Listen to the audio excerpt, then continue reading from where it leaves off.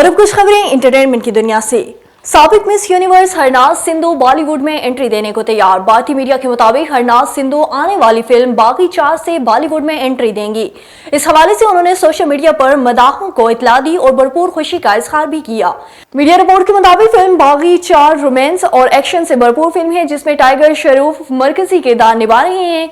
हरनाज सिंधु 2021 में 21 साल की उम्र में मिस यूनिवर्स का टाइटल अपने नाम किया था।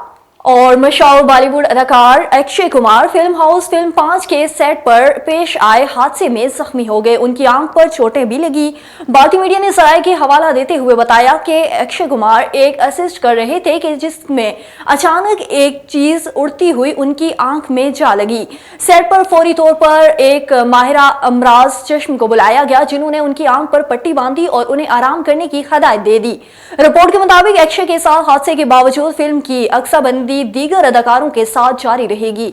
अक्षय कुमार अपनी चोट के बावजूद जल्द से जल्द सेट पर वापस आने के लिए पुरअज़्म हैं, ताकि फिल्म की शूटिंग में मजीद ताखीर ना हो, क्योंकि फिल्म तकमील के आखिरी मराहिल में है।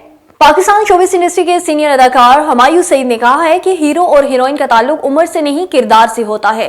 सीनियर अदाकार हमायूं सईद ने एक तकरीब में गुफ्तगू करते हुए कहा कि पाकिस्तान में हीरो और हीरोइन से मुतालिक अलग तस्वुरात पेश किए जाते हैं, बाकी ममालिक और हुसूसी तौर पर मगरबी ममालिक में ऐसा नहीं होता। उन्होंने मजीद कहा कि दरहकीकत हीरो और हीरोइन का उम्र से कोई ताल्लुक नहीं होता, लेकिन हमारे यहाँ ये ख्याल किया जाता है कि हीरो वो होता है जिसके साथ कम उम्र हीरोइन आएगी।